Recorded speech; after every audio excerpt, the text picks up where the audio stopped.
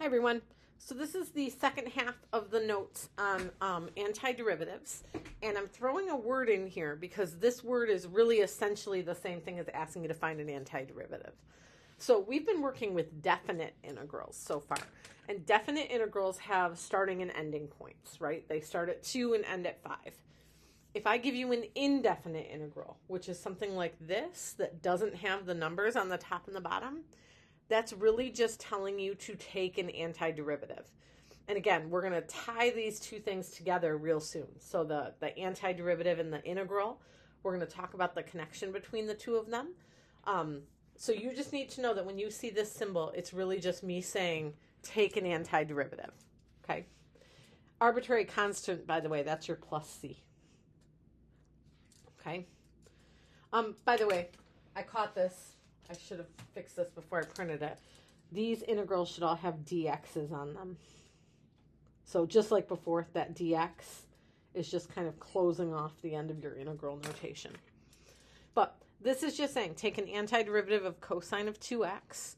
I see a 2x there. So the first thing in my antiderivative is going to be a 1/2.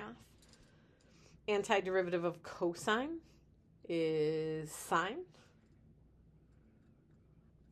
And then that 2x stays the same, plus c. That's all it's asking you to do. Pause maybe and try the next two.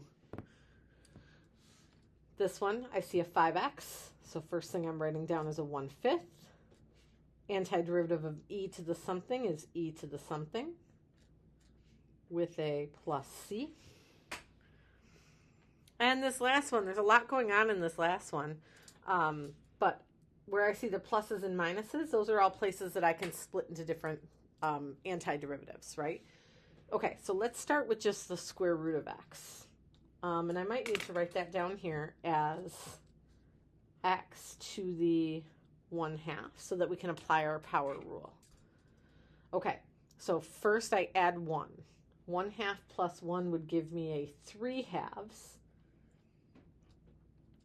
And then I need to divide by 3/2. Now I want you to think about all your fraction knowledge. We could write this as 1 over 3/2, but that's kind of a rookie move, right?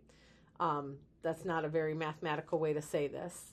Otherwise known as 2/3, right? So dividing by 3/2 is the same as multiplying by a reciprocal. That's another way to think about that. Plus. Okay, the 3x. We are going to take that x and promote it to an x squared.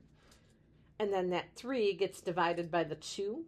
So this would be 3/2 x squared. And at any point in this, you could pause and start taking derivatives to kind of double check yourself. Okay, this thing here, we didn't talk about this derivative today. We have talked about it before, but we didn't list it in our notes today. First of all, I see a 3x, right? So that is going to be a 1/3 in my antiderivative. Oh, it bothers me that I wrote that fraction the other way.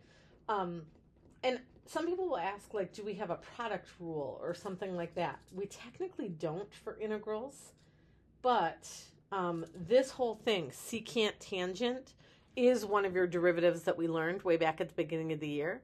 That's the derivative of the secant function. If you don't believe me, go check your derivative list in the front of your notebook. So 1/3 came from the 3x, and then this is going to be secant squared of 3x. Didn't leave myself a ton of room here, but...